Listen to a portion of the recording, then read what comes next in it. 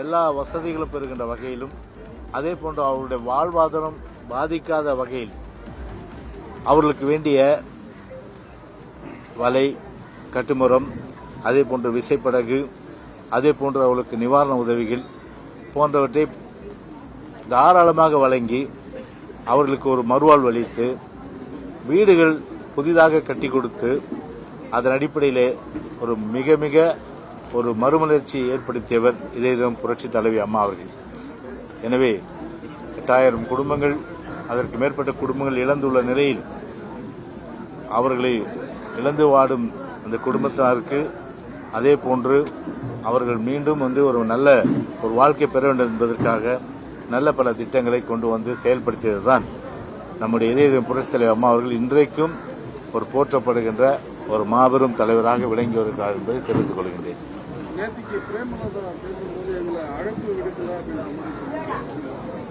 அதாவது அவங்களுடைய பேட்டி முழுமையாக கேட்டேன். மிக மனம் வேதனையோடு அவர் அளித்த பேட்டி. உண்மையிலேயே மன கஷ்டம்தான். ஆனால் அவர் விட்ட அந்த சாபம் முழுமையாக திமுக தான் பொருந்தும்.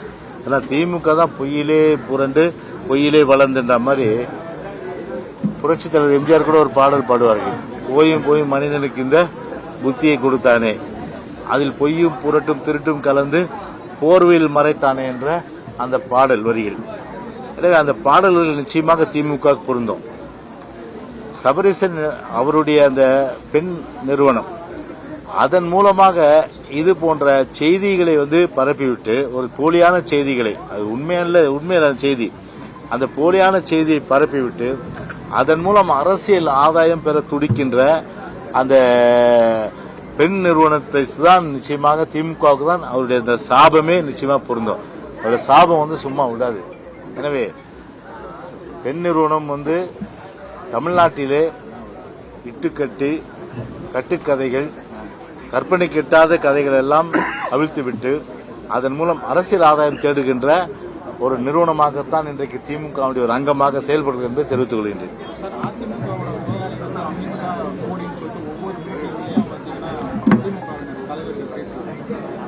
உங்களுக்கு முதலாளி அவங்க, எங்களுக்கு முதலாளி யாருன்னா எங்க எம்ஜிஆர் தான், புரட்சி தலைவர் தான், வேற யாரும் கிடையாது. ஓகே, அடுத்தது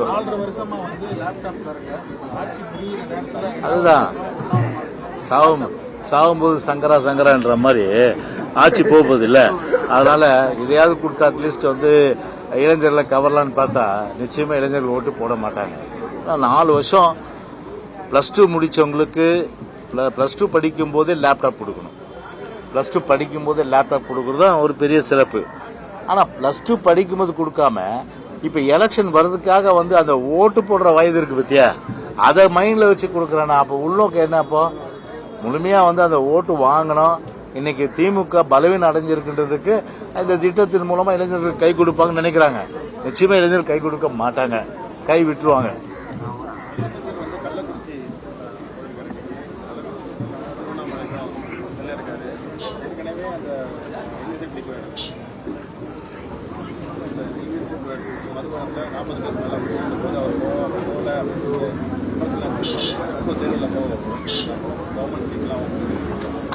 இல்ல, இப்போ கள்ளக்குறிச்சி ஒரு மிக மிக வெட்கி தலைகுனிய வேண்டிய ஒரு விஷயம்.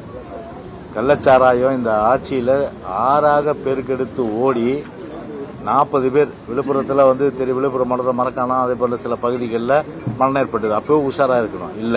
ஆனால் தொடர்ச்சியான அளவுக்கு கள்ளச்சாராய மரணங்கள் இந்த ஆட்சியில போதை கலாச்சாரங்கள் பெருக்கெடுத்து ஓடுகின்ற பெருக்கெடுத்து இருக்கின்ற நிலையில கள்ளச்சாராயம் அருந்தி 40க்கு மேற்பட்ட உயர்ந்த நிலையில அப்போ போல முதலமைச்சர். இப்ப ஏன் போறாரு?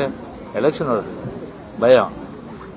இப்போ எதை பார்த்தாலும் பயம் தான். இப்போ அதாவது கமல்ஹாசன் ஒரு படத்துல சொல்ல வைப்பாரு, அதை பார்த்த பயம், இதை பார்த்த பயம், இதை பார்த்த பயம், இதை பார்த்த தெனாலி படமா? மனோ கேட்டதான் தெனாலி படம். நிறைய படம் பார்ப்பீங்க போல.